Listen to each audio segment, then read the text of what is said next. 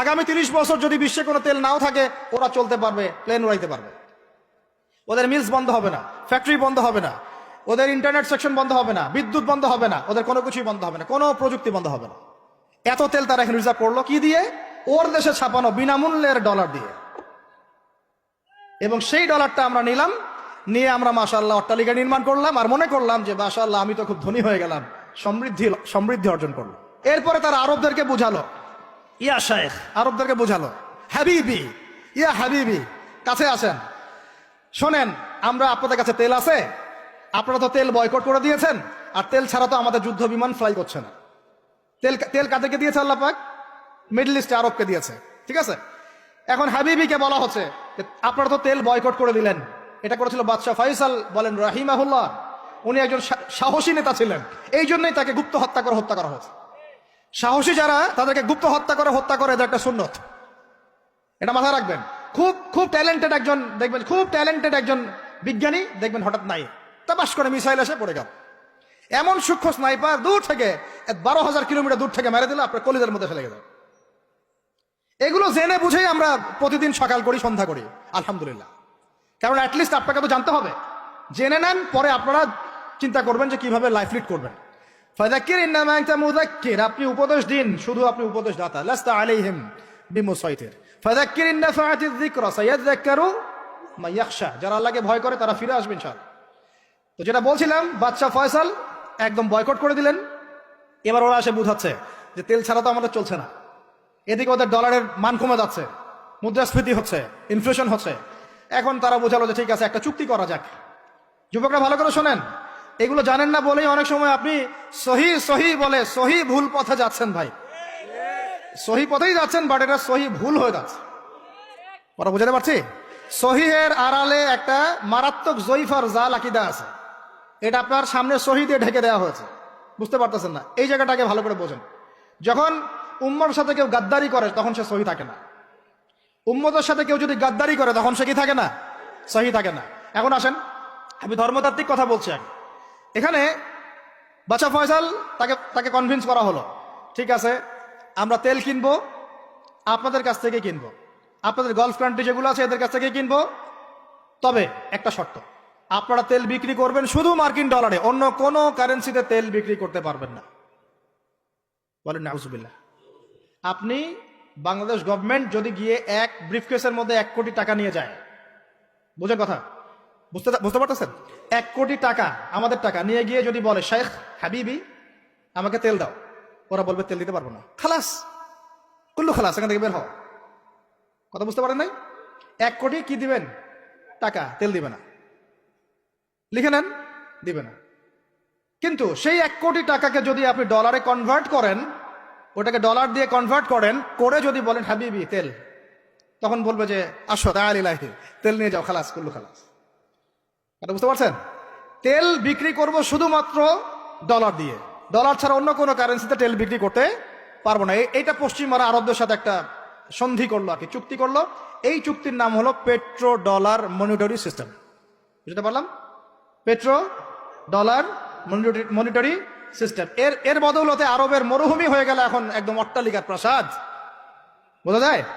মরুভূমিগুলো হয়ে গেল কি অট্টালিকার প্রাসাদ, আর বাকি পুরো মুসলিম উম্মার উপর দেখেন কি দুরবস্থা নেমে আসে। শুধু তাই না, ওই ডলার হলো একদম লিডার, কারেন্সি লিডার। এখন ওই ডলার তেলের মান নির্ধারণ করবে, আপনি টাকা দিয়ে করতে পারবেন। সারা বিশ্বের সবচেয়ে বড় অর্থনৈতিক জুলুম হচ্ছে এই পেট্রো ডলার মনিটরি সিস্টেম। এর চেয়ে বড় কোনো জুলুম হয়নি অর্থনৈতিক জীবনে।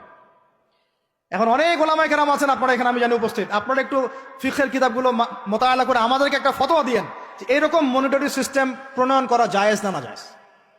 এটা আপনারা ফতোয়া দিয়েন, আমি ফতোয়া দিতে পারবো। আমি অর্থনৈতিক ভাষায় বলতেছি যে এই মনিটরি সিস্টেমটা পুরো বিশ্ব জুলুম নিয়ে আসছে।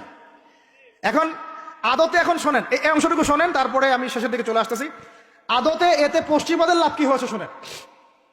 আমার কাছে এই যে ডলার, এটা আমি ছাপাই আমার দেশে, আমার কারখানায়। আমার খরচ হচ্ছে কাগজ, আমার খরচ হচ্ছে মেশিন, আমার খরচ হচ্ছে কালি। বোঝা যায়? বোঝা যাচ্ছে?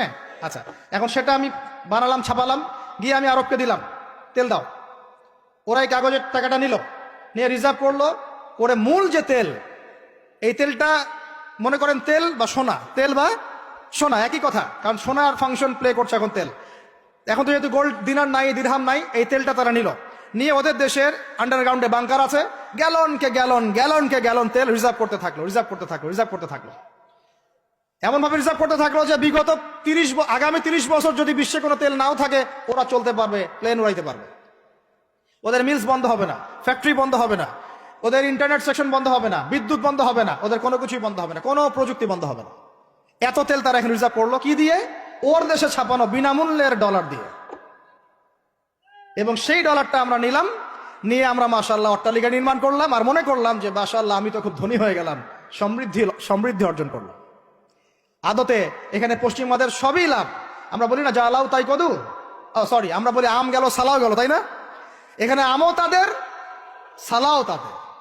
আদতে আমাদের কিছু নাই। আপনারা হাসতেছেন, এইটা হচ্ছে সারা বিশ্বের সবচেয়ে বড় জুলুম। এখন আমরা তো থার্ড ওয়ার্ল্ডের কান্ট্রি, এটা হচ্ছে যারা বড় বড় ধনী রাষ্ট্র, ওদের অবস্থা হচ্ছে এই। আর আমরা যারা থার্ড ওয়ার্ল্ডের কান্ট্রি, উন্নত বিশ্বের দিকে এগিয়ে যাচ্ছে, আমরা যারা আস্তে আস্তে, যে পথে আমাদের দুর্নীতি বাধা, আমাদের এই যে নৈতিকতার অবক্ষয় বাধা, আমাদের মধ্যে আমার অধীনতা বাধা, এই বাধাগুলো আমাদেরকে আগাতে দিচ্ছে না। তা আমাদের অবস্থা কি হতে পারে তাহলে চিন্তা করেন।